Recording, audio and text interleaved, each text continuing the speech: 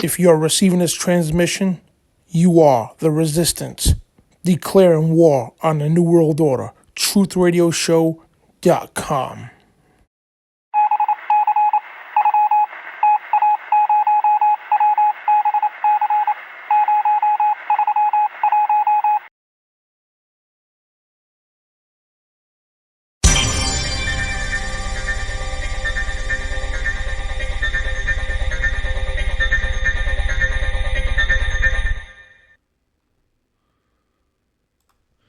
And welcome everybody to the Dan Bidondi Show right here on TruthRadioShow.com. I'm also the host of the Nightly News with Dan Bidondi.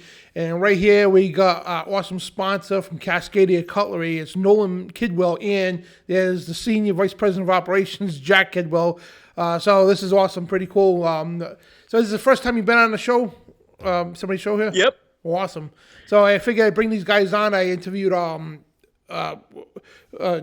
Joshua Watts from Joshua Watts Leather the other day, and so it'd be pretty cool to bring the sponsors on so they can show their products and let you guys know who these people are personally and everything else. So Cascadia Cutlery is also a sponsor of our Brotherhood stations, now you see TV and everything, with the Midnight Ride and the Cutting Edge with John Hall, John Pounders, David Carrico, FOJCRadio, all that good stuff. So Jack, yeah, he's again the Senior Vice President of Operations, and there's Nolan Kidwell there, the owner of Cascadia Cutlery. So Nolan, give us an introduction and all that, how you got into this knife business and all this good stuff. I'm gonna let Jack off the hook and release him here. He's he's had enough camera. Sure. So, all right, there we go. So, I've been working with knives a good portion of my life. It's not as cold here today in Oregon. I said we'd have better light outside so you guys could actually see me. I've been working with knives most of my life, but about 25 years ago, I got a job at a cutlery. My little brother actually got me the job, and I started sharpening. I started learning how to sharpen, and until the pandemic recently, I would sharpen 15, 20 knives a day at a time. Sometimes I had days where I would do 100 knives. It just depended. But it was mostly for restaurants, and all those are shut down with the COVID and everything. And so most of my stuff's online. We do some knife shows throughout the year, but this year, no knife shows, none of that sort of stuff. We're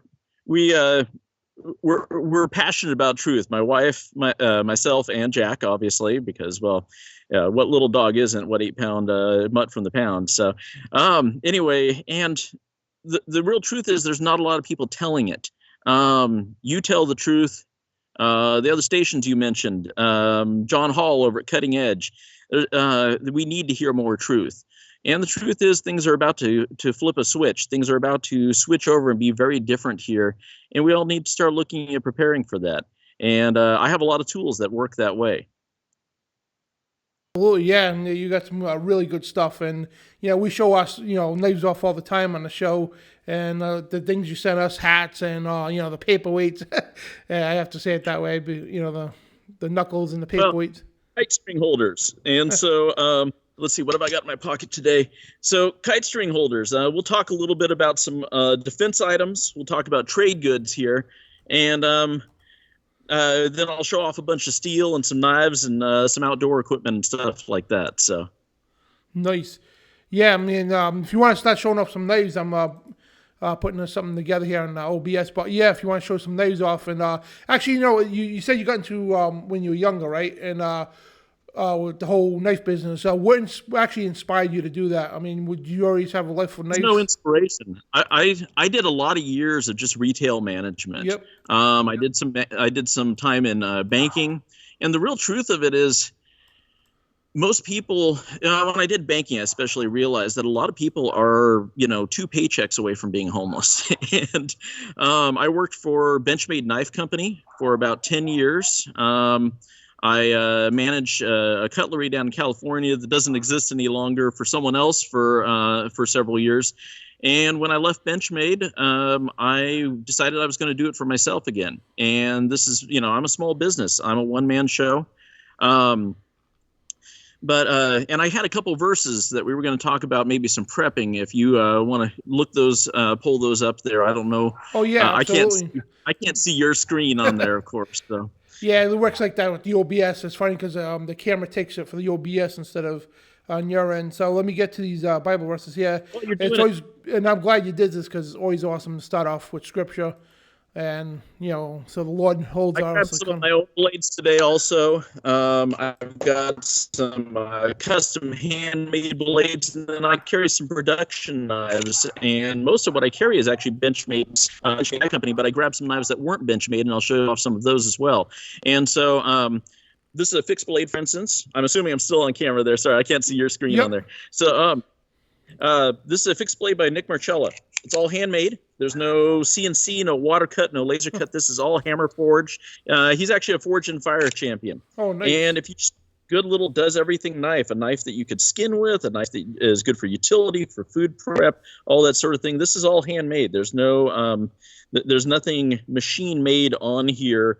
Aside from whatever equipment he's actually using to like grind down the knife and that kind of thing. So, got a couple by him. This is another by him and this is actually an ice hardened blade. The edge is harder at the edge than the center than the spine. This is the same made today as a samurai sword 200 years ago. Wow. So those are all handmade. Where I get some, like for instance, this is a Benchmade fixed blade. I brought a lot of knives to show you today. This is a puka knife. Puka knives, they're favored by a lot of the Scandinavian countries, Sweden and Finland. The Finns did some very mean things to the Germans during World War II with the puka knives. But this is by Benchmade. So this is a production knife where this is a custom knife. And that's, I'll make that distinction that, custom handmade knives, there's a whole difference in them. There's a soul to them, if I dare say so, that they that a knife made in a factory, even if it's handmade and made well and has a good warranty. All of my knives carry a good warranty. It's something I'm very picky about. It's never going to be what a lot of the handmade knives are. So but they're oftentimes also more affordable.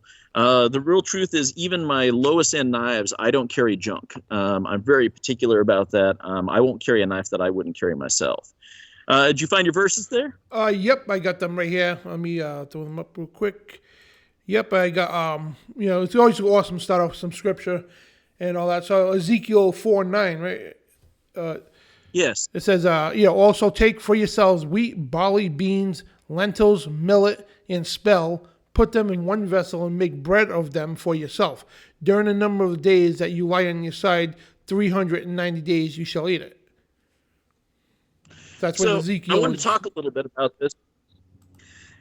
He was a prophet basically during the dismantle of Jerusalem. He's being carted off, and at one point, God comes to him and he tells him, he says, "You're going to lay on your side for a little over a year, about 14 months, and you're going to build a little diorama of the city and prophesy against it."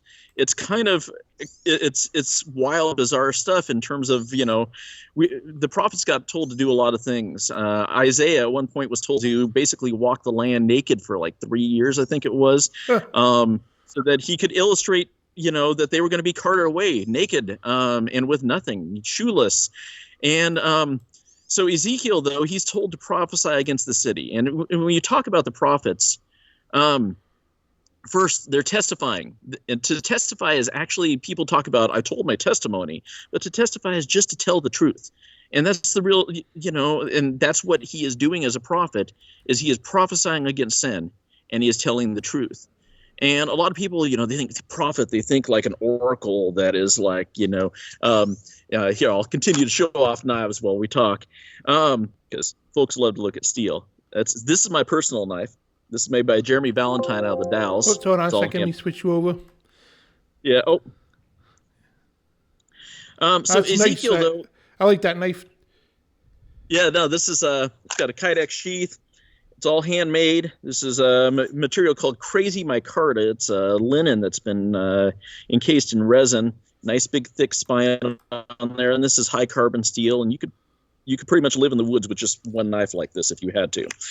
So talking about preparing yourself for these things, I talk to a lot of my customers are preppers. I talk to a lot of people that want to be preppers, and they want to know, what do I do?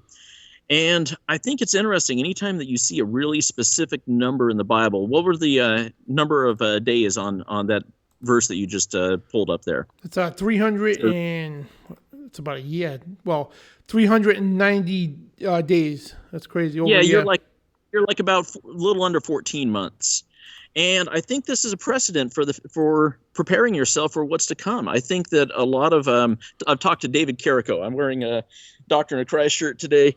David Carrico on he's on Midnight Ride and on Jimmy Vision Doctrine of Christ, and he talks about the fact that there's a lot of rolling prophecies. You'll see it once, and then you see it again. We in the West, we like a lot of cause and effect. Something happens, and then it's fulfilled, and it never happens again.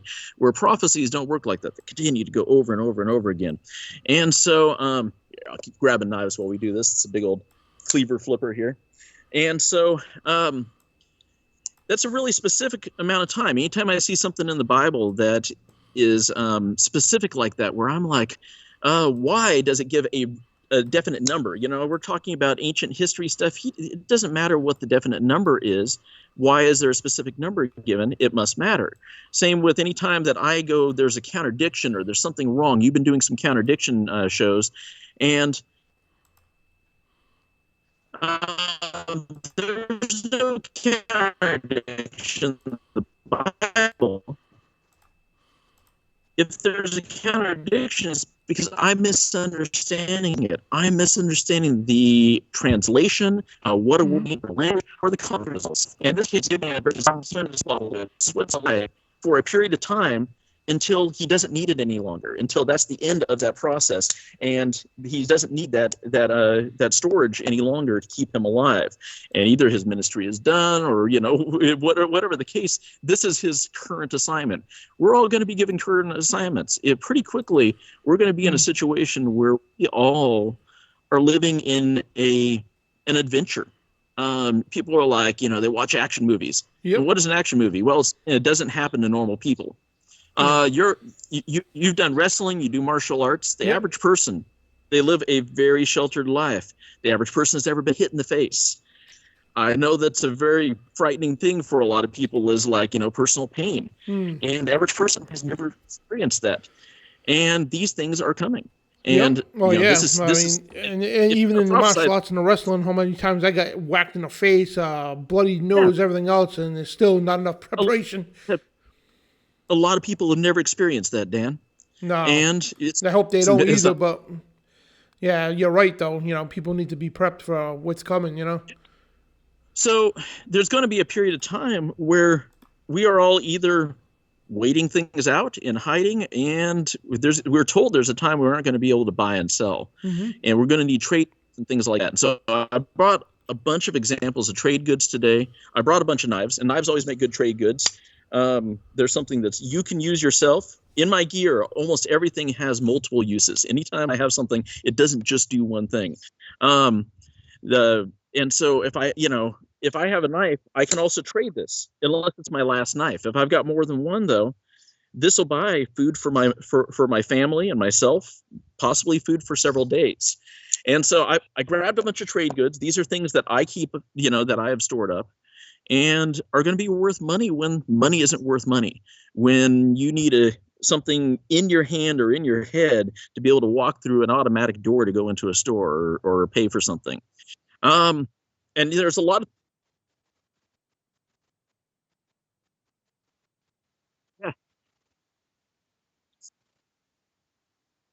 And when they flip the switch, we won't be able to tell. It's going to happen that fast. You had Joshua Watts on. You had Josh. Sorry, man. Didn't mean to overlay there.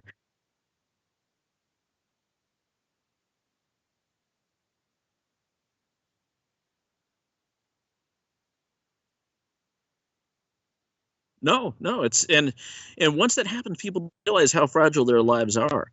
It's one thing if you got some savings and you can pay digitally to pay for where you live is one thing. You got a phone going, man? And so there's something.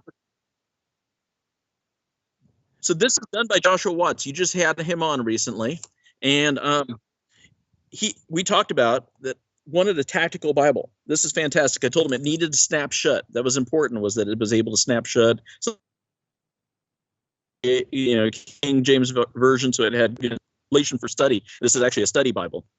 And he did this for my shop, and we cooperate that way. And that's what brothers and sisters are going to be doing to stay alive, is cooperating. That's what's going to keep us going.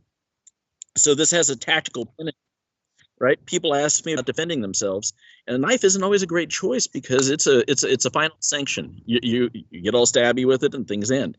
And so I carry things like tactical pins. This has a Fisher Space Pen refill. You can write upside down on wet paper, underwater.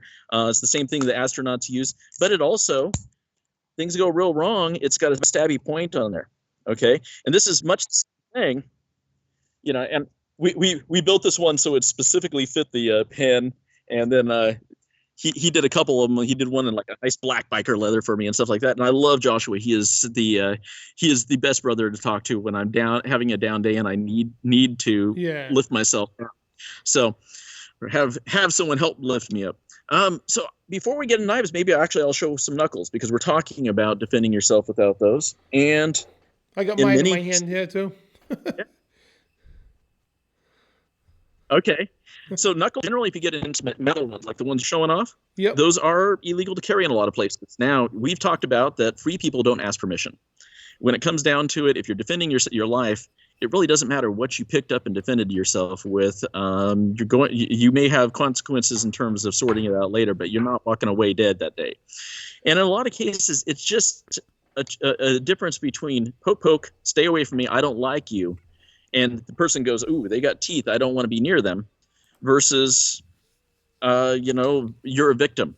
When all this goes down and things get real ugly, someone that doesn't have something to defend themselves with, and, guns, things like that. I have nothing. You walk up to me. Your audio is breaking up Nolan, there. those are some nice boots you got there. What size? You were a victim. And we need to defend ourselves, and we need to be meek, and that's a whole different conversation. So anyway, knuckles, non-metallic. These are recycled snowboard, which is really cool. These are all made by Johnny Mayhem, outlaw machinist out of Kelso, Washington. He's a crazy man. These are Lexan. Stuff's as hard as steel. This is actually the same as a pair that I carry on a really regular basis. I've got a steel pair, so same ones. And then this is G10. This is layers of compressed fiberglass. Looks like jade, but pretty much unless you were going to attack that with a blowtorch, you couldn't hurt it. It's cool stuff. That's pretty cool, man. Okay, so let's talk about trade goods, though. So we got do you want to bring up the other Bible verse, too? Yeah, read the other Bible verse, because this leads into what I was going to talk about. Okay. So here we are. We're at Kings, 1 Kings 18:14. It says, "For so it was, while Jezebel massacred the prophets of the Lord, the Abidai had taken 100 prophets and hidden them, 50 to a cave, and had fed them with bread and water." Okay, so people talk about what they want the role in the end of the world to be. And a lot of people look at, the prophets like Elisha. Obadiah was a contemporary of Elisha. And they want comfort and safety, and that's not going to be our role. It wasn't for him, but God provided for him. And I talk to Christians, they're like, manna is going to come down from heaven. I'm not going to count on that. I count on starving and dying and eventually being martyred, because that's what we're told happens to us. And we know at the end we still win. But Obadiah takes a very different role. He's a contemporary. He's at the same time. He meets Elisha on the road.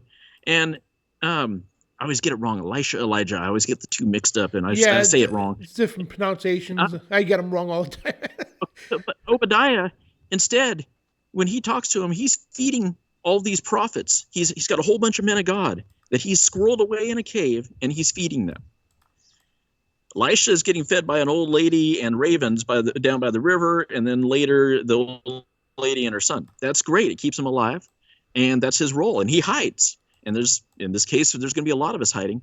But Obadiah is getting fed by these, he's instead has stores that he is hunting for food and water. He's feeding them bread and water, which are real basic staples. And he's keeping these other prophets alive. The remnant, literally, if you look up what the word means in the Hebrew, it means survivor. And that's going to be the few. If you look up believers, the word also equates to martyr, and we got to be prepared to look at that. So, trade goods. I told you, I tend to get things that do more than one thing. Rubbing alcohol. We've already seen with the pandemic. This stuff go just empty on the shelves. This stuff's like gold on toilet paper, right? Yep. Sanitizer out of this, but you get a cut, and that doesn't get cleaned. Alcohol hurts. It's not as nice as some other things you can clean it with, but it's not going to get infected, and you're not going to end up with gangrene and your hand falling off and ugly things like that. But this does one thing, is to sanitize. I have probably the two most common things that I have. I went and grabbed out of my actual storage stuff. I'm trying not to show off brand names. I have toothpaste, okay? Toothpaste right here, boxes of toothpaste. And I have little bottles of alcohol, okay? Now, this does the same thing that rubbing alcohol does. But this trade good is much better stuff, because now if I'm going through a checkpoint, you go other places in the world, places that are less civilized right now, and I'm going through a checkpoint, and I need to get through that checkpoint with my car and my family. It's commonplace to bribe the guards. They expect you to bribe them, and little bottle of alcohol means they're having a party that night. But at the same time, if I need to go perform an operation, I hurt myself, I can sterilize with this. This in a high enough proof. Now, it's more expensive in a high proof. Anything over 90 proof also becomes something that you can burn as fire. So we'll talk a little bit about fire here real quick. And plus, you could stay warm, too. Yeah. Prep doesn't need to be expensive. A lot of wife, I told her, I'm like, we are woefully unprepared. We've been married for 26 years, and I said, we're woefully unprepared if things go wrong. This was when I was working in financial and started looking at how many people were like that close to being homeless. And I started putting aside dry goods, for instance. Dry goods. This is rice, right? Okay. Yep. You're like, I need special materials for it to be dry. So bottle inside's got to be dry. And it's got to be clean. This got run through a dishwasher. This is just a sports drinks bottle. These are lentils, okay? Same thing as that bottle of alcohol. Later on, people aren't eating, and you go through a checkpoint, and you go, hey, you want dinner tonight? I got lentils. How exciting is that going to be, right? Oh, yeah. Okay. That's true, yeah.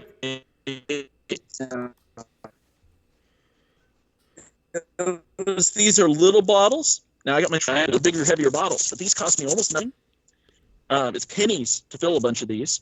And all this was after all the sports drinks got drunk, instead of sports drinks got drunk, instead of putting them in the recycle or tossing them or whatever, they got cleaned, they got dried, and Funnel puts it in there, and they're ready to go. And do they last a while Toothpaste, in those bottles? Like, is the shelf life?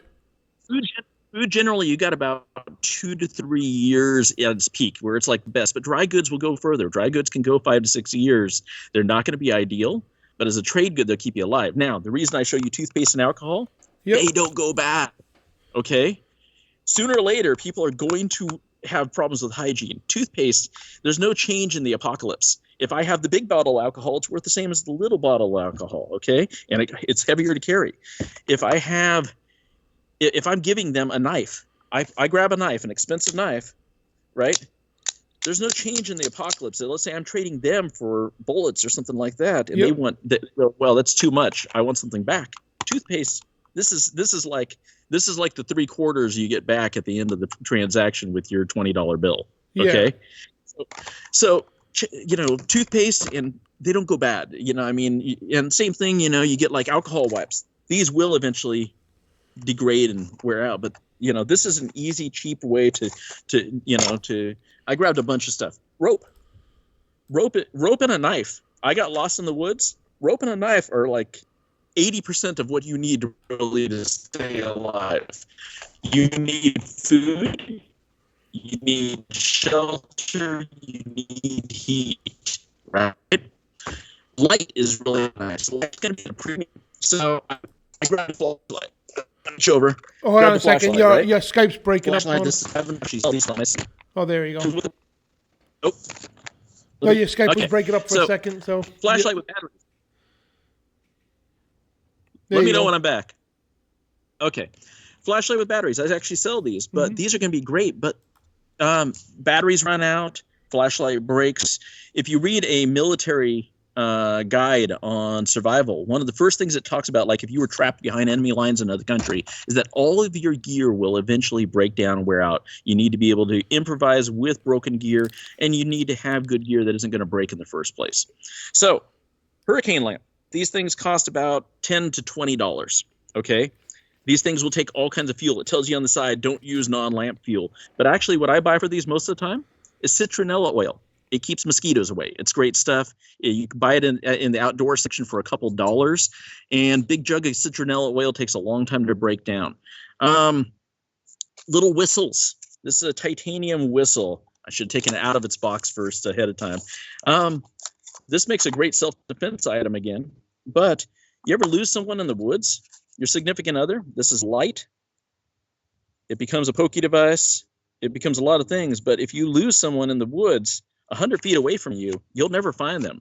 You could be hollering for them. Oftentimes that person's gone. But fire is going to be another big thing. You mentioned first aid. I grabbed first aid. I grabbed a bunch of stuff to show off today. So I sell these in bundles. I haven't put them by themselves yet. I'm going to bring in more. This is really basic, but if you get a little cut in the right place can bleed a lot. Having just a basic Band-Aid to put over that. Something waterproof. A water bottle will do the same thing. Metal water bottle is a great item, and you fill it and make it into a real first aid kit, and that's a great item.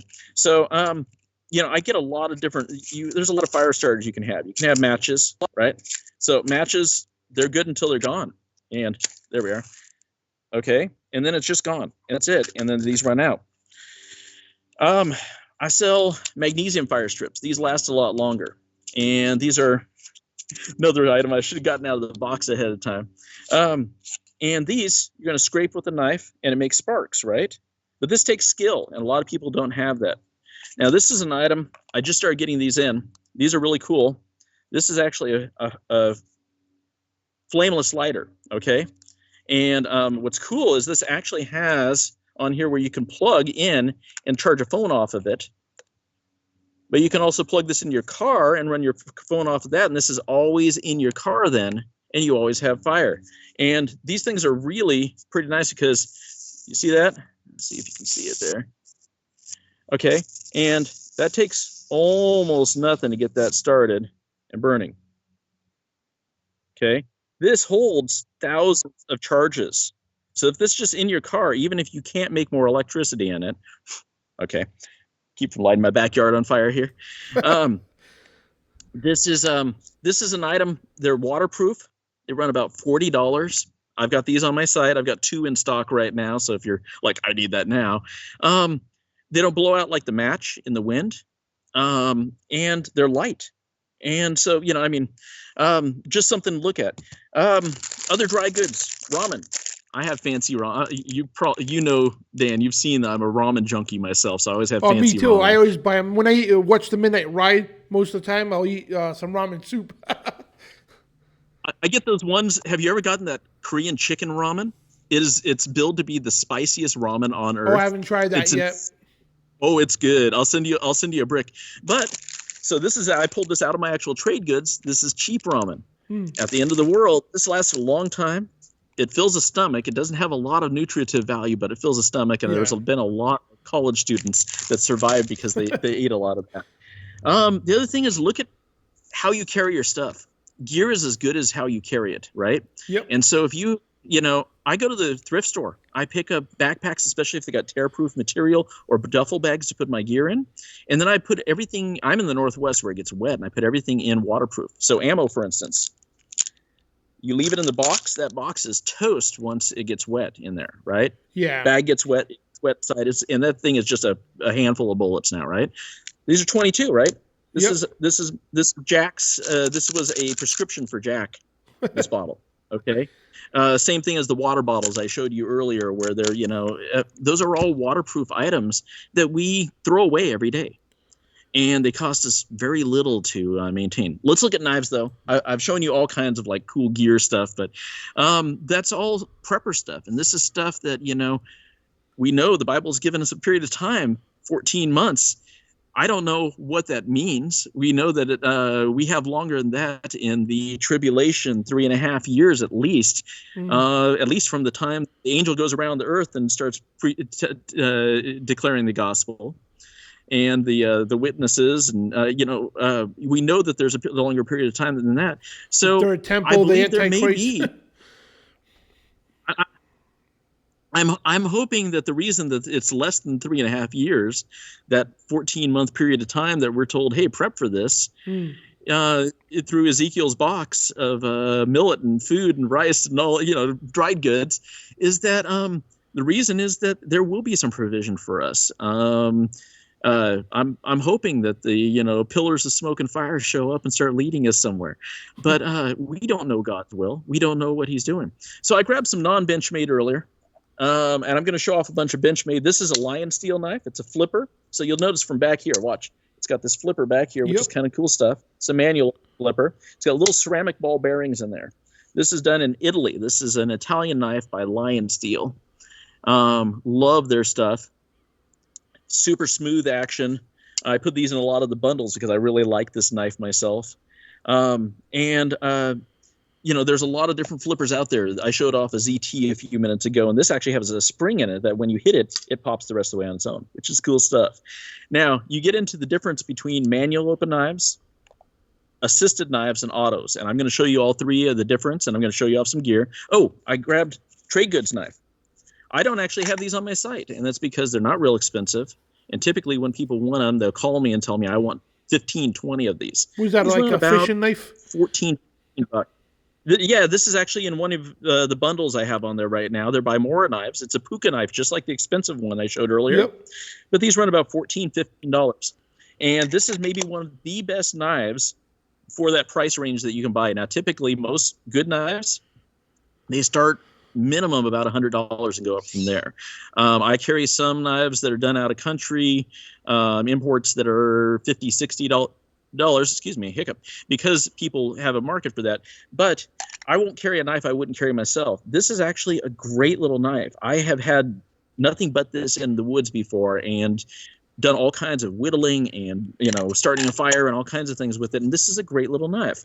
These run about $14, $15. This is one that they come in all different color handles, green and orange and black. And if you are interested in trade goods, holler at me and we'll talk about how many of these you want in. And this is something you just put aside and store up. They got a waterproof, they got a little drain here at the bottom. And these are that same puka design that we talked about earlier that the Scandinavians were real hot to trot with. So let's look at some the difference between manual open knives. So this is a manual open knife. This is one of my favorite. This is Grizzly Creek. Sorry, total brain fart there for a moment. Grizzly Creek. It's got a nice little recurve on the blade. It looks like the one you sent me. This is actually the same as your wife's knife. Oh, okay. Hook built into it. Okay. And that hook, you can take a full military-style boot off, big L shape down the side in about 30 seconds. Pant leg, seat belt, you just hook in. So like your buddy shoots himself in the foot, you could take his whole boot off to get to the foot, right? Yeah. Which is not ideal, but it's a lot better than using the blade to get that off with, right? But this is S30V steel. This is a powdered steel. This is a Benchmade knife. Benchmade is, like I said, it's a brand that I carry a lot of because they have a great warranty. They're made right here about 15 minutes from me in Oregon, here in Oregon City, Oregon, which is right next to Gladstone where I live. And S30V, it's a powdered steel. It's actually made in a cryogenic chamber in a lab, and it's designed to be a knife steel. So that's the problem with a lot of cheap knives, is they're not made to actually be a knife. They're a steel that an edge is forced onto, and it's not going to hold it. This will hold an edge for a very long time. S30V, the first interaction I had with it, here, this is a similar one that's a little less expensive, doesn't have the hook, but it's got a very grippy handle, and it's got the exact same blade.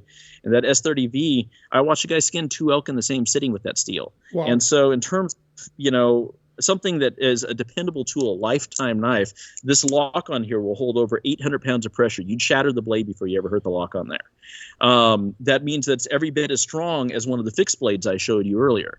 A lot of people will get the fixed blades because they're afraid the folder will break. Well, most of the time, what I'm going to have on me, what have I got today? I got a little bug out. We'll show you these. Most of the time, that bug out is what I have on me. It's not the big fixed blade that might be on my pack. Even if I wander away from camp. Let's say I'm out in the woods. I wander away from camp. I've had it happen. I know guys, they've been out hunting. They hit a deer, just wandering around. They got their rifle with them and with their folder, not their big fixed blade, because that's what they have on them. I got the bug outs actually in a couple different colors, and these are cool because, like, the blue, that's a color that doesn't exist in nature. You drop that in the woods, it's not gone forever. Black on black blade, that is gone forever. That's now these are manual open knives. You see me opening them quick, and all I'm doing is giving them a good snap. But those are manual open knives. These open by my own force. You ever get stopped by an officer, and I appreciate what our officers do. I offer a military and law enforcement discount on Benchmade knives. But if you ever get stopped by an officer and he says, and you have especially an assisted open knife, this has a spring in it. I push it, watch, and it goes the rest of the way on its own. Your exact words, the verbiage you want is that you are using your own force on the blade. Now, that is different than an automatic. An automatic, you see the button there. I hit that button and it pops open. Okay? And there's a lot of different kinds of automatics that swings from the side. And that's actually a really durable knife. This is actually a Warren Osborne design. He passed away a few years ago. I like the little purple spine there. This has got that big, thick reinforced tip down there. They call a reverse Tonto or a Warncliffe blade. Yeah, those are beautiful. It goes back to the Viking. Those are beautiful. It's an aluminum frame. But it's not too big in the pocket. And they actually make a few different versions of this. I got a fancy version with an even fancier steel and carbon fiber. Yep. This is a manual open version. This is an auto. And I hit the button and it pops open. Okay? So that's kind of the difference between the two. I get out the fronts. I'm actually just sent you an out the front, so you should be getting that probably pretty quick in the next few days in the mail. You'll have a new toy. Nice. You've seen maybe John Pounders watch Midnight Ride. He has an Infidel, right? These are great fun. They're a great defensive device, but these are purely a fighting knife. I mean, I've seen guys that use them as utility knives, but that's purely a utility knife. The one I actually sent you is new. Called an Autocrat. I'm really excited about it because it uses that same material. Remember I talked about G10 on these knuckles? Yep. This is layers of pressed fiberglass. Everything shy of lighting that on fire, you can't hurt it. It's just a badass knife. It's called the Autocrat. These just came out this year, and this is what I have coming to you. You'll get excited. Oh yeah, I'm definitely excited. Toy. I'm waiting for it to come in. It should be here any day. In terms of things that are actually going to keep you alive, just a regular everyday carry. This is the mini of the one that you're carrying right now. If you want to flip over and show the one you probably have in your pocket, I know you carry it a lot of times. But it's funny, like of all times, man, like all times I actually forgot it in my car. Are you kidding me? Yeah, I got the show started. I'm like, damn, I forgot my knife. Okay, well, this is a mini version of the Crooked River that Dan often carries. And so this is a nice size knife. It's about a 3.5-inch blade. You can use it for skinning. It's classified technically as a hunting knife because it's got that little clip in the blade, but that actually goes back to fighting knives back 200-300 years ago is that clip. And that allows you for a lot of things with the blade. In terms of, you could whittle a stick with this. It's a really nice geometry to that knife. And this is the mini version of it. Mini Crooked River. The guy that does my knuckles also does a lot of sheaths for me. He did a neck sheath. So this is a breakaway chain so that if somebody's not going to choke you out if they got a hold of it. But a lot of hunters and joggers like little neck sheaths like this. And so this is a way to carry the knife without it. And so my guy does a lot of these sheaths, the guy that does my knuckles. And this is called the Presidio. It's got that little egg shape to the grip. It's done with a handle material called CF Elite, which is kind of cool stuff. And this uses that same lock mechanism, which I talked about. It's called an axis lock. Will hold over 800 pounds of pressure. You'd shatter the blade before you ever hurt the lock. So, and that just clips right back into that sheath, which is really nice. I told you I brought a lot of knives for you to see. It's awesome stuff, man. It's pretty. Let me. I'll show you just a couple others, and we'll call it good. So I showed you one of my personal fixed blades, right? This little Scout by Jeremy Valentine out of the Dalles. This is all handmade. These guys, when they hand make these, they pour a lot of sweat and hate into the knife. So they're it's a very dangerous process making knives. People don't realize. There have been knife makers just in the last year that died in their forge works. It's especially when you get into a one-man show versus where a big CNC machine, you hit a button and it does the work for you. That's a lot different. I had him make my Apocalypse blade for me. So this is what's going to keep you alive. Is a smaller, does everything blade. Okay, not too big, about 3.5 inches. My granddad actually taught me that. Is that the big blade? You see the guys, the Crocodile Dundee knife, and they're like, that's not a knife. The knife that's going to keep you alive is the little knife. It's the little puka knife, that kind of stuff. Actually, this is one of Joy's favorite little carry knives. She carries this on her belt. She's a fixed blade girl. This is her favorite little knife, is one of these. And this is called the Hidden Canyon. And it's by Benchmade. It's a nice little fixed blade. And this is big enough to do everything you need to in the woods. That'll keep you alive. You can prep food. You can make a fire. You could make shelter with that. Okay, big knife. But one thing that the little knife doesn't do is when it comes down to if you need to use it like an axe, you need split wood, things like that, or if you need something that is a quote-unquote fighter, you need a fighting knife, the little knife is not going to do that. And so this is a completely different kind of knife. This is actually a knife that does a shoulder harness. I have it wrapped around the sheath right now. And I have a pre-sale where the guy that makes these, he'll make you one just like it or to your specs on my website. You can go on my website. You said, I think you had my website up. If you pull up Jeremy Valavian Edgecraft, it's Jeremy Valentine. This is his knives, okay? And this is actually, I had sent him pictures. I'm a big fan of old movie Jeremiah Johnson with Robert Redford, right? And this is actually a version of Jeremiah Johnson's Bowie. It's a museum piece I had sent him pictures of. And I'm also a big fan for a full, this big blood groove. That's here. beautiful. That's beautiful.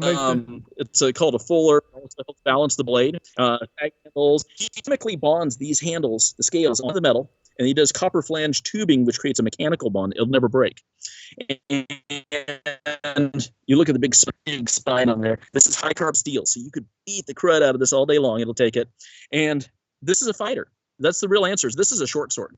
When we get back to, it says, as in the days of Noah. Well, if the giants come back, which I believe they will, I believe we're going to see all kinds of supernatural, and people laugh about that, and it is. Mm-hmm. You go, well, that hasn't happened, but there's all, we live in a supernatural universe, and people don't believe that. This is going to be my fighter. People go, why don't you want the bigger, longer sword, right? Well, because you can't turn it. I can't get a second strike off of that. It's hard enough. I come over the top there. You see that there? You whip that down. You do that with, you can hear the, I'm not going to do it here because I don't need to wipe out my phone or something wild with it. This right here is designed, though, to be a battlefield. This is a Jeremiah Johnson's Bowie remade. Is made to be a battlefield equalizer. This is the sort of thing that will remove pieces. It's frightening. It's meant to be frightening. It's far different than the little knife that's going to keep you alive. Okay? And so I grabbed a few of these. I grabbed a couple different ones. I actually have this on a raffle right now. I don't know if the raffle will still be going by the time this video comes up. It might be because I've got quite a few spots on there. I'm running a raffle on Facebook. You can look it up. This sheath was done by Joshua Watts. I love that eagle on there with the gold. It's really fantastic. Oh, yeah. I seen the video of him making it. This is actually very similar to what a lot of the Greek warriors would carry, where it has that really heavy front end, and it gives you tremendous inertia. You could get a second turn on it again. Where a lot of really long blades. There's a reason the Romans had pretty short swords. Is the same reason, is to be able to get that turn on the blade. And so this is I'm putting it backwards in the sheath. It's a rookie thing, but I'm looking at the camera as part of why. This has a fire starter built in on the sheath, which is really cool stuff. And that's a lifetime knife. All of the makers I work with, they have lifetime warranty. Jeremy, for instance, I think you showed off his site there. And he's a big guy too, big oven mitts for hands. And in his 20s, he was lost in the woods for over a week. One of the things he took away from that experience was that none of the knives he had with him were equal to the experience. And he started making his own knives. And a lot of it is just having good tools, regardless of what you're doing. I was going to show many of the one John Hall carries. Cutting edge. Oh, yep. It's a little mini version of it. This is actually probably one of the most popular women's knives that I sell because it's easy to get open. It's not too big. And it does everything you need it to do. I'm going to grab, this is a knife also by Nick Marcello, Red Troll Forge and Fire Champion. It's a short cutlass. This is, but I want you to see, if you can see it there, that's all handmade Damascus. Looks like a pirate sword. It is. It's a short cutlass. They actually used long cutlasses for repelling people coming onto the ship, and short cutlasses for getting onto the ship because you could hop over and get a turn on the blade. And that Damascus, he hand folds that over and over again. This again is made the same way it was 200 years ago. Okay, and Nick is very passionate about his stuff. And I like he left the guard open. So you can actually still use it a lot of ways, but that guard is still going to protect your hand in a lot of ways. Yeah. So I actually do carry swords. There are not a lot of them I carry because really most of the time what's going to keep you alive is a knife. It's just a small little pocket knife, and that's what you're going to need. It's going to help you eat and help you find food. It's definitely one of the most important, actually the most important thing you could probably out of anything. If you carry one thing, I think a knife would be the most essential. And I got some of your slides here I'm going to run through here too. Run through slides. It shows off all the stuff I grabbed here today. And I do carry, other brands. I get Spyderco in, for instance. This is Spyderco Paramilitary. Very popular knife. These use a frame lock. It's a liner lock. And it's one of the reasons I like a lot of the Benchmade is because they use a little easier and stronger locks. So there's just small differences in what you carry. The best answer I could give you is buy the best knife you can afford and then carry it. Actually use it and carry it. Don't just let it sit on a dresser. And if it's too big or something like that, that's where it ends up sitting on a dresser. How often do I use that big Bowie? Right now, not at all. That might become something in the days to come where it changes a lot. All of us are going to be using big Bowies, for things. But right now, the knife that's in my pocket, you can see this comes in under 2 ounces, 1.8 ounces, super light. S30V steel. It's that powdered steel I was talking about. It's sharp for ages. Almost never needs to be sharpened. The nice part with their warranty, you send it in, they'll sharpen it for free for you. They do a full tear down. They make sure there's no weak or missing or broken parts. It's like getting a new knife back. Oh, nice. So here I'm on your website now. So if people go to CascadiaCutlery.com, that's what the website looks like. And when you scroll through it, he's got a lot of packages going on. Bench made knives here. And he's got a lot of packages that support our shows, like the Cutting Edge. Right here, the Truth Radio Show to-go bundle. If you want to give a quick description of that, my to-go bundle. Yeah, your to-go bundle, that's the one with the first aid kit in it, right? Yep. That is cool. So it's got a Spyderco knife. I just showed off a Spyderco knife. Those are made in Golden, Colorado. They've been around for ages. That's a really solid knife because it's got a metal handle. It's got a lot of basher quality. You don't even have to open it. You could just use it for all kinds of mean, poundy sort of things. But it's got a good steel on it. That's actually as I recall, it's LMAX steel, which is a really nice steel on that knife. And then the other knife that's there is handmade. That's actually made with a biker skid plate on it, and it's made out of a high carbon steel. It'll rust, but that is actually it's called trying to think of the name for the dashi knife. Pardon me. It's a Japanese style knife, and those were made really popular with a lot of the Japanese workers at the end of World War II, and they make them out of aircraft steel and stuff like that. Well, that's all handmade by the same guy that does my knuckles, Johnny Mayhem, out La Machinist.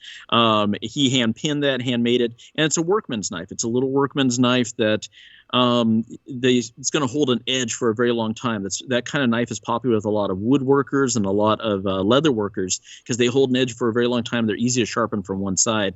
And then you got a first aid kit in there, like I showed off. And, I'm sending knives, something with Band-Aids is always a good option. But the ability to sterilize a cut and to clean it, I'm used to getting cut all the time. I work with knives all the time. I handle a lot of knives, in terms of I handle a knife better than the average person because I'm used to them.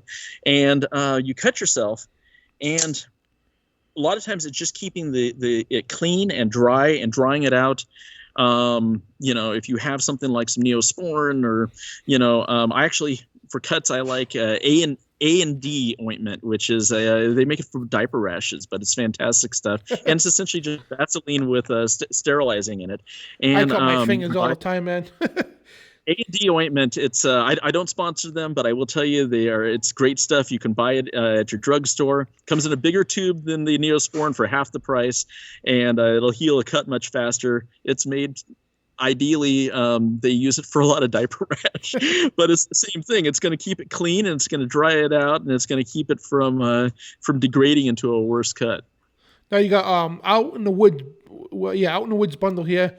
And you got this neat little kit here, 33 pieces, survival kit, and that nice blue knife that you're talking about. I brought those in specifically for those bundles, and I'm probably going to start carrying them on a regular basis because I was pretty impressed with them. Again, it has a whole different set of different fire starters in it. The electric one I showed you earlier that, is great, but, my fire starter in my pack, I mentioned earlier, I started to say that my wife, I had told her we're really in trouble. We need to have something wrong. And this was years ago. She said, well, how much does that cost? And I came back with a list. And she goes, it's under $200. And I said, yeah, most of this comes from the hardware store, the thrift store, and the drugstore. And she goes, that's what we need to survive. I'm like, look, it's got road flares in there. It's got, here we go. It's got aspirin, stuff like that. Well, that, fire starter is another one of those. My fire starter in my pack is an Altoid tin with dryer lint, Vaseline, which will burn like a candle, and matches in a Ziploc bag. That's my go into the woods with. It's not exotic, and I usually have a lighter. I sell a lot of the magnesium fire starters and stuff like that, and those are a good long-term option. But when I go into the woods, and I live out, I live in Oregon. I'm about half an hour from real woods, where I can go out to real woods, and about an hour from wilderness. And you don't need a lot to survive. It doesn't take a lot. A $12 tarp, some road flares for emergency, in a Ziploc bag again for emergency fire. A little fire kit made out of an Altoid tin, and that's what that pack right there has. It has a little chainsaw chain that you can cut branches with if you had to. But most of the time, I see guys where they want to baton with their knife. They talk about batoning. So batoning is a practice where you take and will take a heavier piece of wood and smack it into the back of your knife to split a big piece of wood. And I see these guys where they make this the end all of bushcraft, but I've never had a kindling emergency. The real truth of it is you break stuff up, you make it small, and you light it on fire. And there's no such thing as a kindling emergency. I've gone polar bearing where I jumped into frozen lake, and we had a fire ready at the time. But if I had done that by accident and I needed to, which by the way, it's like a million needles hit your head all at once, you jump into the frozen lake and then you swim back and get right back out. But I've done this up in the woods, and we had a fire going, and we got out and we got warm, and we had food ready afterwards, and we got all warmed up, and we put on dry and warm clothes, and it was great. It was like a one-time experience. But you do that by accident, and you're just going to make a fire. You're not going to go and baton logs and stuff like that to break down kindling and stuff like that. You're just going to make it out of what's around you. And, a cotton ball with some Vaseline or some dryer lint with Vaseline in a tin in a Ziploc bag is really all you need to start something. And that's what is in there is commercial versions of that. It has commercial ready-to-light items inside that bundle there. Really awesome stuff. And I also got the website up for you, too. You wanted to bring up about no laws in your state, AKTI. Yeah. So let's talk a little bit about carry. AKTI It's Alpha Kilo Tango India. If you're trying to look it up, there should be a link on this video. Is American Knife and Tool Institute. It was actually started by a collective of different knife makers, including Les Diosas, that he's passed away last year, that started Benchmade, that I used to work for. You see the butterfly logo on there. That's the logo for Benchmade. Helped start that website. And what it has is a really great, I don't know if you're showing it off, really great interactive app. You can click on Rhode Island, for instance, and it'll show you the knife laws, even down to gray areas in your area for knife laws. Or, if you were in Golden, Colorado, or wherever you're at, and you can click on it, it'll tell you not just, whether or not you can carry an automatic knife. Because, so when I started working with automatic knives about 20 years ago, there were like 5 states. I think it was Oregon, Arizona. There were only about Florida. There were like 5 states that allowed autos. There's over 20 states now that allow automatic knives. New Hampshire, live free or die. They allow automatic knives. Your state does. You get into double-edged knives, daggers. That's a whole different set of laws for the knives. They go back to Dirk laws back in the early 1800s, a lot of them. And, there's a lot of change in our gun laws all the time. Knife laws don't change. They usually they go back to whenever they were written way back when and never changed, because there's not a lot of lobby for them. You want to get a new law, you got to go bribe somebody. Not yet, anyway. If the Democrats ever succeed at taking our guns, they're going to come for the knives. And martial arts, self-defense of all sorts. That's a goal. Look at Governor Northam from Virginia.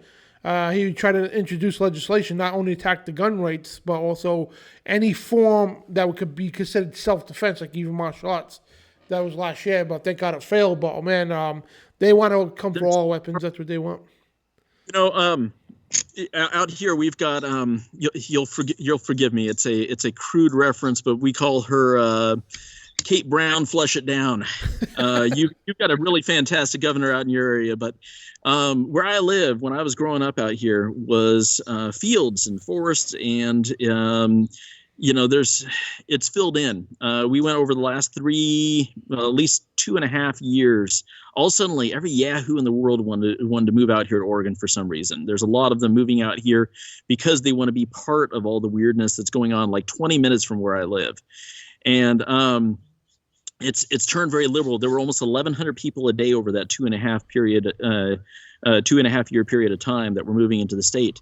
And we flipped overnight from being a very conservative state. Our knife laws in this state are very open. There's no knife length.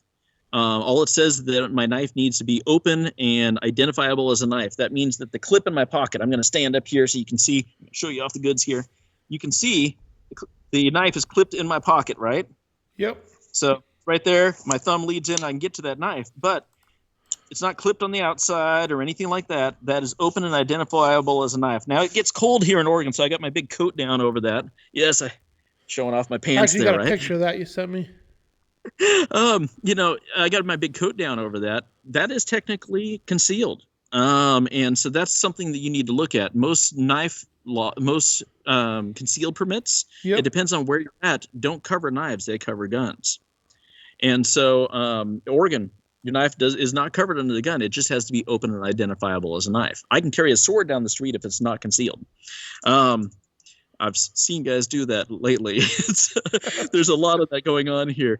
But regardless, you talk a lot about the right and the left, and I have friends that are very left, and it doesn't preclude us from being friends. Yeah, they know where I stand on things. I'm not extremely right. A lot of my right friends think that I am actually very left. I fit somewhere in the middle, and the truth is, I don't get into independent constitutionalist. I sit there. I look at Jesus. Ooh, here's a knife I didn't show off. This thing's beautiful. Titanium frame. It's also a flipper. This is a high-end Chinese knife. Wow. These are made in China. This is actually using an Austrian steel, a German steel, I believe, M390. It's by a company called Bowler. Little ceramic ball bearings in there, and it's just beautiful. This is the answer to what if the Chinese follow really good directions and do really good work. But anyway, all that aside, the real answer is if we look at the Bible, Jesus did not engage in politics. He'll talk a little about, what's going on around him. He didn't engage in politics. Yeah. That's kind of where I sit on a lot of this. When all this first started, one of my friends from the left, he came to pick me up to take me to the airport. I was flying out to Indiana actually to see the Johns out there, and he came to pick me up, and it was because my flight was like 4 a.m. I didn't want to wake my wife up, and I know he's a night owl. Well, part of what I didn't know was lately he had been down at the protests on the left. And he shows up, and I look in the backseat of his car. He's got a bullhorn back there and a big shillelagh, big club. And I'm like, dude, have you been? And he looks at me, he stops, he's straight face, and he says, I've already been gassed tonight. He said, I've been down at the fence. He's very proud of this, right? And, This is not something I want to engage in. I sit there looking at, they're closing down businesses right and left where I'm at. They're closing down restaurants. I used to sharpen for all these restaurants. I'd sharpen like sometimes 10, 15 restaurants in a day and, 50 to 100 knives in a day. I have not sharpened since the COVID started because they all closed their accounts with me. I've had a couple home accounts call me out, and I went out to their house, fancy houses, and they had me sharpen their block of knives. But, the real truth is they're closing down stuff right and left. And if I look at the rights that are being degraded right now, and I sit there going, from a constitutional standpoint, from the standpoint you're at, now is the time we should be, going with torches and guns and surrounding, Kate Brown Flushits Down's house. But we're not doing that. And one, there's no cohesion. There's no cohesion in the ideas. I'm impressed that billionaires are able to convince tweens to get off their butts off their sofas and go down and protest on the left. But you're not seeing people actually standing up for their rights. You're just seeing a bunch of yahoos that were already out of work going down and stirring people up. Well, that's for sure. Nobody's at all standing up. I don't get political law. And what I meant earlier, too, So is I gotta be honest. I we don't know wanna not be- all people on the left are anti-gun. The progressives, that's why I should specify, because here in Rhode Island we have a huge Democratic support for the Second Amendment. That's why we're able to keep our guns. We know there's people that support the Second Amendment on all parties, because the Second Amendment is not a political party. I mean, the Second Amendment's created for Americans. Before these parties were established. So when I should Agreed. specify And the progressives. the bigger villainy is that even now, there's tons of us that, you'll see memes and stuff like that, and nobody's standing up for themselves in this.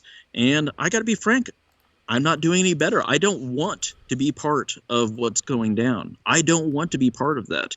But what I do want to do is that when that switch flips, I want to be able to feed the little old lady across the street from me, because I put together extra food. I want to feed 100 prophets. It's great to be if you're doing nothing else, prepare to feed others, because we're looking at a famine coming in this country. We're looking at a lot of different things, and that switch is about to flip.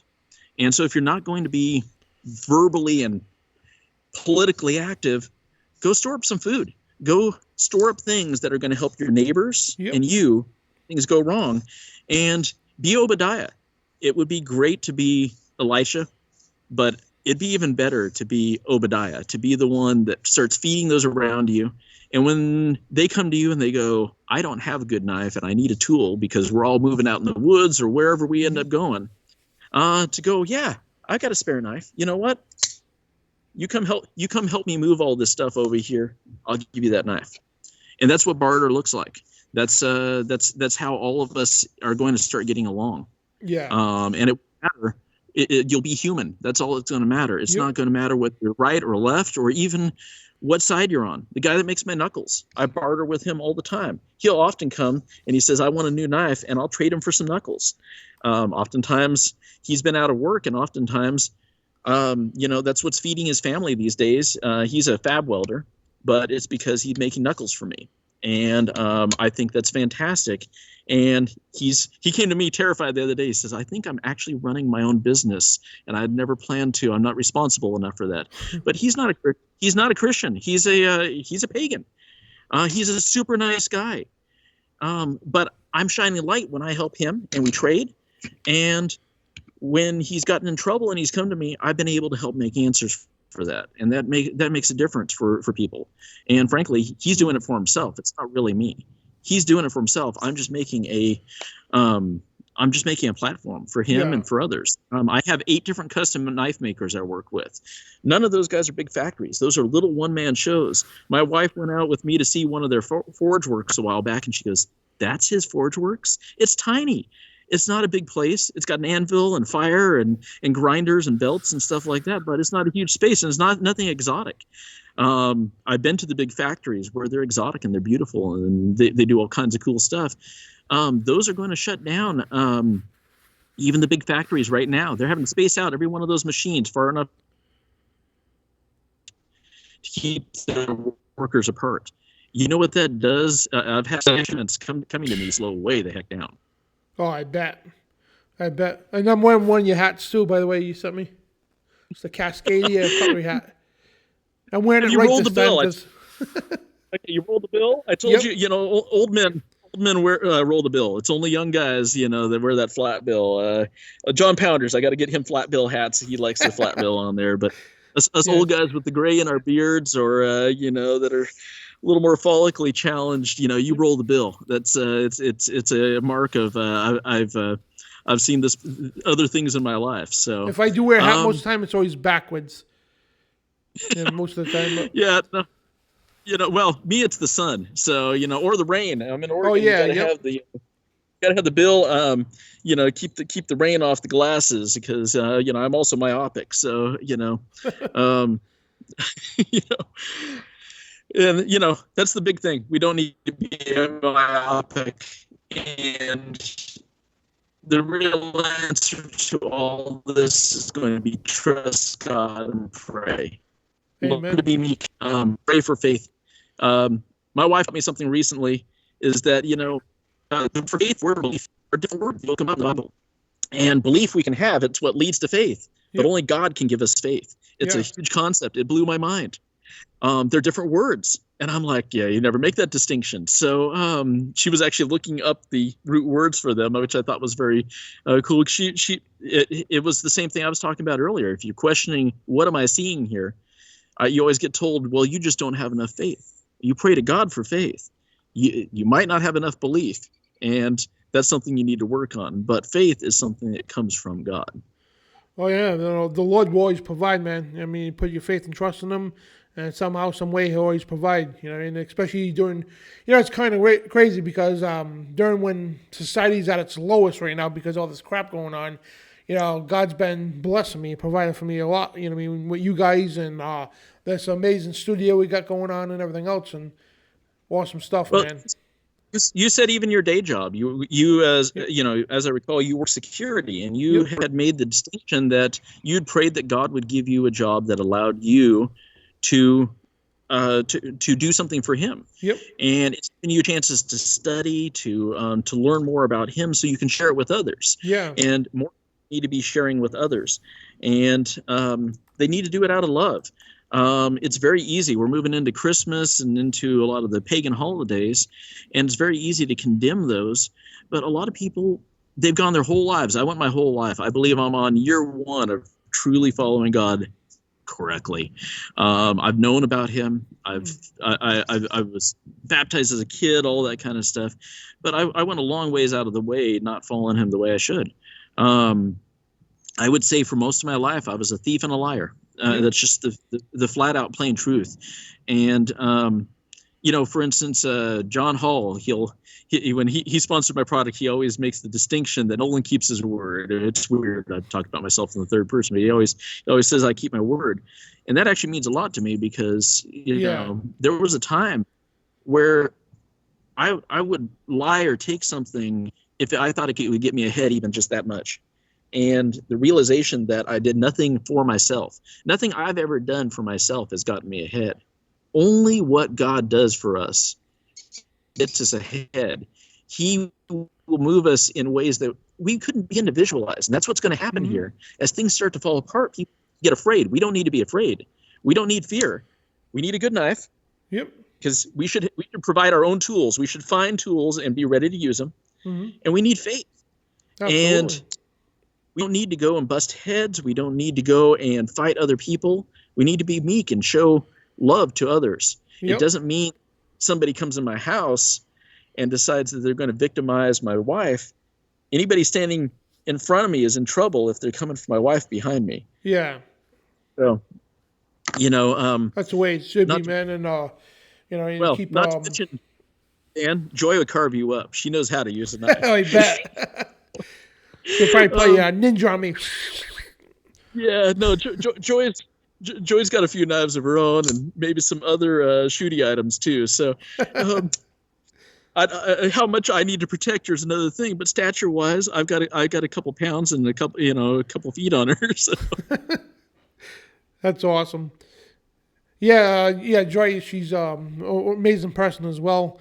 And it's pretty cool that she was actually watching my show before I even met you guys. And, I'm blessed to actually know you guys, like, you, your wife, and Jack now, and, Joshua Watson, guys from Nice TV. So it's pretty cool how we all work together. It's amazing, it really is. Dan, it's been a blessing coming to find you as a friend. Frankly, I've gone most of my life not only not following God as I should, but as a curse from that, I rarely had Christian friends. In fact, I'd say I really never had Christian friends. In the last year or so, I've been able to connect with people like you and Joshua Watts or John Hall and John Pounders, and I'm able to have a conversation about what I'm studying in the Bible, about, if I can't figure something out, I've got people I can go to that, and this is the fellowship we're told to explore and to find with others. And you mentioned earlier too, like about the Christmas thing and everything else. What I like to do is, because here's the thing, everybody wants to know why. You know what I mean? So when I did shows on the stuff like the 10 Commandments, why can't you have not commit adultery, stuff like that? And I explain the reasons for that. You know what I mean? And what the Bible says, and the same thing with Christmas, we explain why. You know what I mean? And all that stuff. So that's why a lot of churches, they'll come out and tell you, don't do this, don't do that, or you're going to go to hell. You know what I mean? Most people are like, yeah, right, I'm not going to be part of this. Why? Because a lot of churches can't answer that. You know what I mean? So when you actually have the ability to answer it through Scripture, I mean, why? You know what I mean? Because people want to know why. And when you answer those questions, a lot of people could come to the faith easily. It's the same question of, why should I behave if all of my sins are going to be forgiven? This easy dispensationalist view of everything is already forgiven. That's another thing that has led to this degrade. You go, well, why? Well, because if you actually are following God, if you love God, you'll keep his commands. You will obey because you love him. I had somebody in my walk some time ago.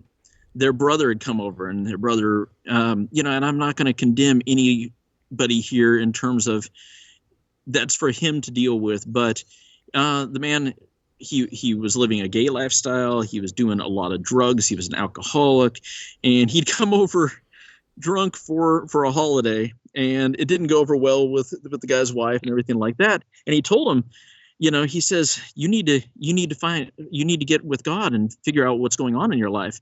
He says, well, I don't want to obey. That wouldn't be freedom. And he sits there going, is what you're doing right now to yourself freedom? You're a slave to all these things, these monkeys on your back, these things that are controlling you, these drugs, the sexual immorality, the alcohol. And don't get me wrong, I'm not saying that this isn't a handy tool. I'm not saying even that it's wrong. It's wrong when it's treated as the wrong thing. A knife, for instance, can be a very dangerous weapon, but for the most part, this is a tool. It's a tool you put in your toolbox. If I need it for defense, it's a tool for defense. It's whatever toolbox I need that day, it becomes that tool. And it's the same thing in terms of our walk with God, is we need to look at obedience first, because it's what's going to lead us to freedom. Only we can curse ourselves. And as we move forward and we look at everything is changing, we don't want to be the ones that curse ourselves. We want the protection of God because, and it may not be physical protection, it may be spiritual protection, but it's because we're following him and doing what we're supposed to be doing. Absolutely. Yeah, and like, all of us sin, when we do, we're like, oh man, you got that, that guilt that hits you because that's the Holy Spirit convicting you. And those people out there like, oh, I'm just going to live a carefree life, I'm saved. And I actually went to a church once, I got to say. The pastor said, all you have to do is be saved, and if you go out and kill somebody, whatever, you're going to be all right, you know what I mean? And it's like, no, that's not the case, you know what I mean? And that's, like you said, dispensationalism and everything else. And but yeah, when you do sin and do these bad things, you get convicted by the Holy Spirit. You're like, you feel like that's small, you know what I'm saying? But yeah, that's repentance is. We could always say all day long, all of us are gonna we're gonna completely repent from swearing. And next thing, somebody comes over and punches you in your face, and you're swearing at the guy again, whatever the case, you know what I mean? So we got to try our best to, repentance is try your best to walk away from that sin and everything else and all that, because, we all have repetitive sins of some nature, and those are what we struggle with, like with James, you know what I mean? James struggled with sin himself. And so it's a constant battle. And then when you become a Christian, it doesn't get any better. It actually gets a little worse. And that shows you, that builds faith and trust in the Lord. You know what I mean? And when you have, in your battle and spiritually too, it becomes a huge battle.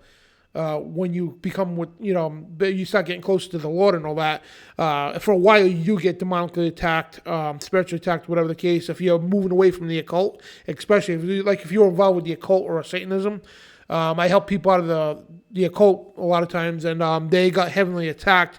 But because what happens is they got to build their faith with the Lord too, and everything else, break the strongholds and all that stuff. So, well, and you look at James. James is a short chapter, and it's in a lot of ways it's a perfect guide to becoming a mature Christian.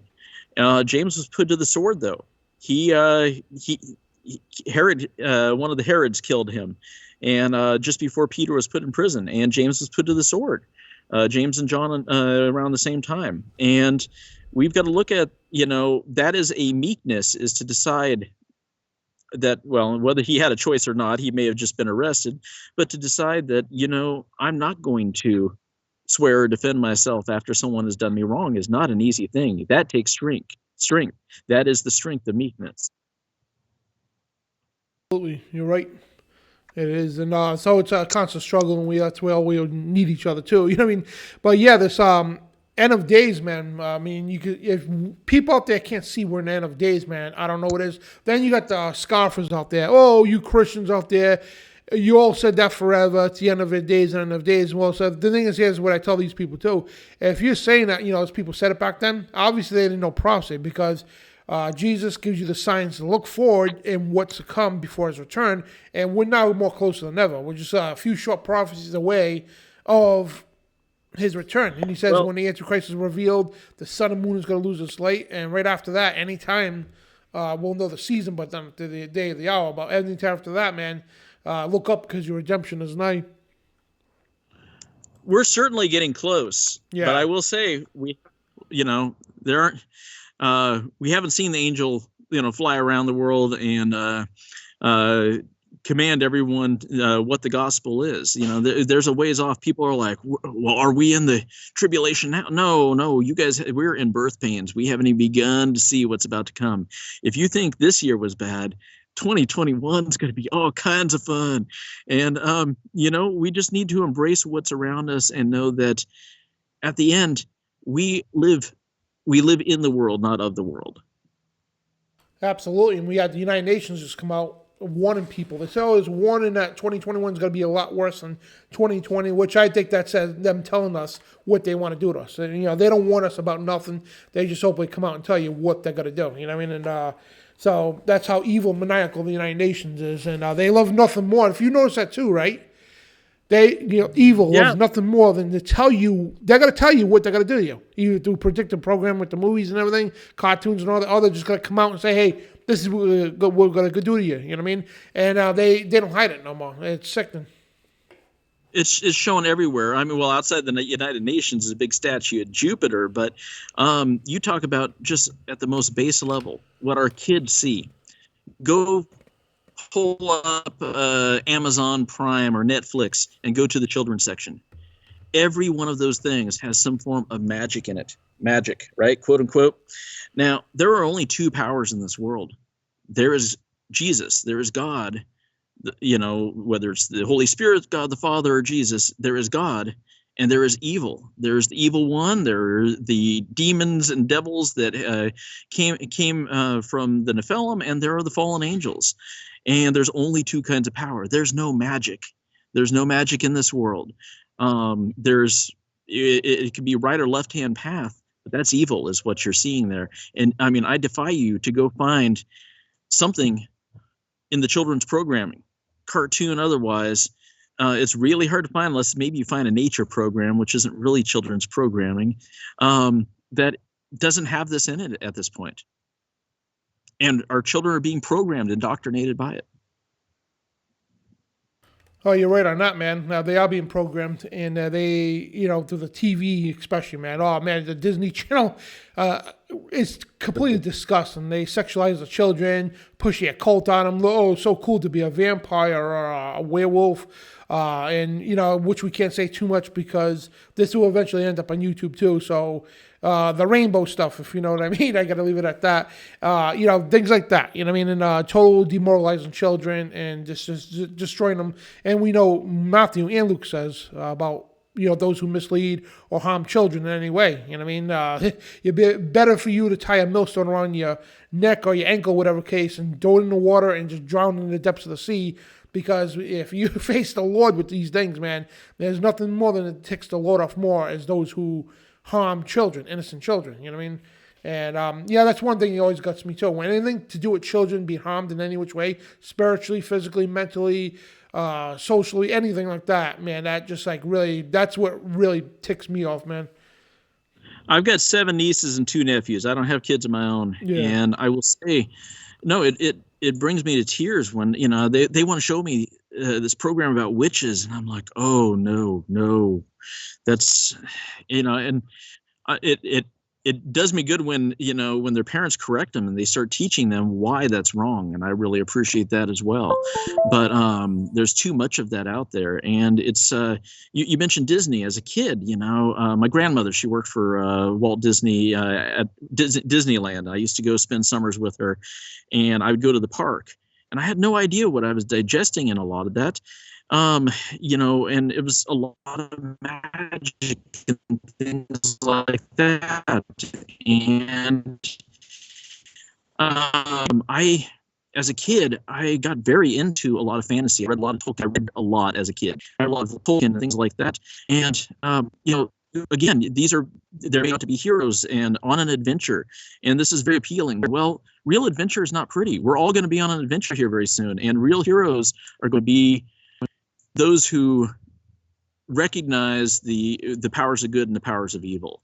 That's going to be real heroes. And, I appreciate that it's going to be people that tell the truth. I appreciate that there are shows like yours where, you go through the news. I love when you go through just world news and things like that. And right now we're getting one narrative. We're getting the narrative of COVID and failed election. But there's news that's happening all over the world. I think I've told you before, I was in England several years back. My wife and I went on a vacation. And I had followed a story at the time. You can find out stuff about it now, but at the time, it was all over their news. I was watching it, and the Russians were trying to take over a part of Georgia. And there were old men with barricades, and there were guns on both sides. And I mean, this is a huge standing army versus little peasants. And it looked like the Russians were going to roll in and just take over these folks. And I don't even recall which side won that conflict, although eventually I think that area fell. I got back to the United States, and I was wanting to pursue and see the rest of that news story. And it was completely doused here. There was nothing. It was impossible to find. You could not. I had to go into a server and pretend to be from another country to see it. It was completely ghosted. And so when you come on and you show world news and you show it from a biblical standpoint and you show truth that goes with it, I appreciate that, brother.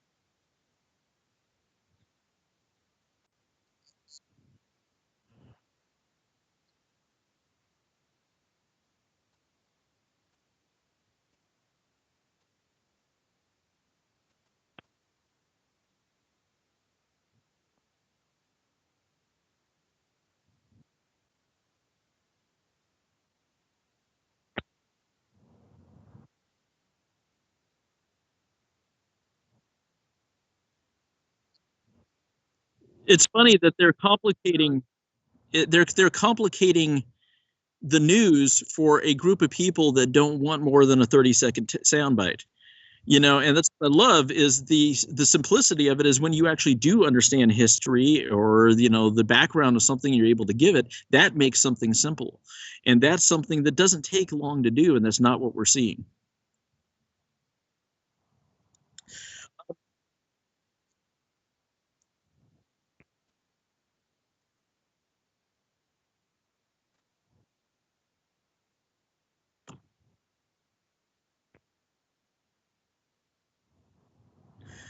Dan, you just keep telling the truth.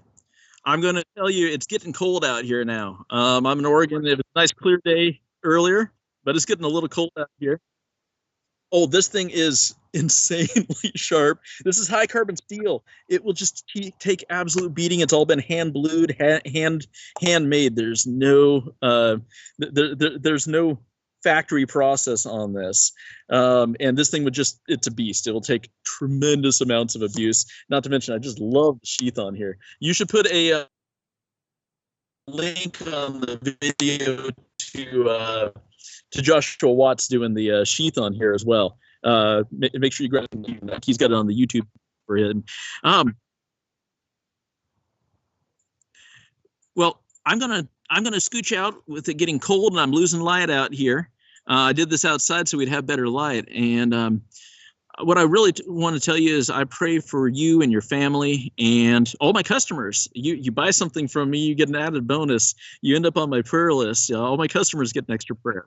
And right now that's what we need to focus on. We need to focus on prayer. Need to have good tools. You should know how your tools work. You need to have used them before. And focus on how you're going to help others. Focus on having something that when someone else doesn't have it, you can trade them for it. It betters you, it betters them. And I'm not talking about racketeering. I'm talking about all of us helping each other out along. We need to help each other out. You hear that whole goofiness about we're all in this together, and people aren't all in this together, but we ought to be. Yeah. And real quick, too, guys, I guess when I was talking the last time, I had my audio on mute, so nobody heard me. They just see my lips move. Oh. Long story short, I just said what we try to do is take the most complicated things in all the media and make it simplified so the easiest person could understand. Because once again, I'll have to repeat this quick. People, when you drive home, you listen to the radio in the car till you get home. You get on, flip the TV on. That's your news source. And maybe they'll flip through their phone on the toilet or something, see what's going on. That's about it. You know what I mean? Because people got to work 2 or 3 jobs. So, and that being said, when they come across people like us who can sift through the BS and tell you the gist of it without, the biasm, because the media, they'll tell you something happened, but they'll mix it in with tons of stuff involved to, just to bring you to a leftist or way, biased way when we stick down the middle. There's times out there I bash the heck out of Republicans. Times out there I bash the heck out of Democrats. You know what I mean? And we expose the Bushes just as much as the Obamas and Clintons, how they all work together and everything, the global elite. Because to them it's like professional wrestling. You know what I mean? Like me and Nolan here, right? So we're in the match, right? I'm a bad guy. He's a good guy. Yeah. You mean the Dixie Mafia? Yep. Yeah, somebody will tell us who's going to win, who's going to lose, and I play the role of a bad guy, he plays the role of a good guy. You know what I mean? That's how generally the elite politics are. They all work together. They rub elbows with Nancy Pelosi and all these people. They're all buddy-buddy. It's a giant stage most of the time. And yeah, you got good, honest politicians in both parties, absolutely, especially on the local levels. I mean, for that most, we try to expose the real truth, without any bias involved. So sorry to repeat myself, man. I had the audio on mute. And, no. So you and I, we were going to. If you want to, you got anything else to plug before we go? You and I were going to do this live, and we're pre-recording here. You can probably do a clever edit there. So, no, if you want to find me, I'm at CascadiaCutlery.com. Cascadia, it's actually the big earthquake subduction zone out here in Oregon. I would tell you, buy the best knives that you can afford. Don't buy something you can't afford. Buy the best knives you can afford and carry them. Learn to use your tools and be good to each other. Pray for each other. Come find me over at CascadiaCutlery.com. My phone number is right at the top. Don't call me at 2 a.m. Awesome. So you want to stay right there, brother? And let me just send the show here. So want to thank everybody for joining us. And again, this is one of my awesomest sponsors. Him and Joshua Watts, awesome people. I'll tell you, man, on a personal level, these guys are not just sponsors of business deals. These are personal friends of mine, and personal friends are nice. We're all like one giant happy family. It's great. Good stuff, man. And my best to Joy.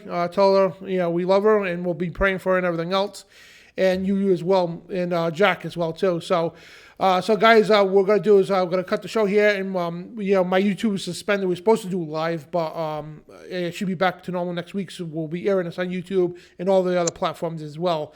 So guys, get this out, and please like, share, and subscribe. Go over to Cascadia Cutlery, and if it's not a deal you like, guys, just call Nolan. He'll fix you up with a knife that fits you best.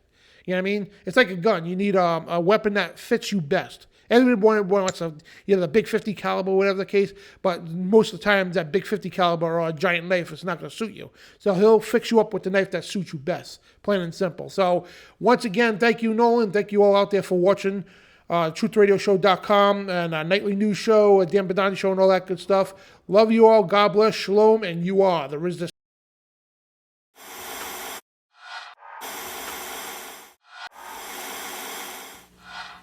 Declaring war on the New World Order. TruthRadioShow.com.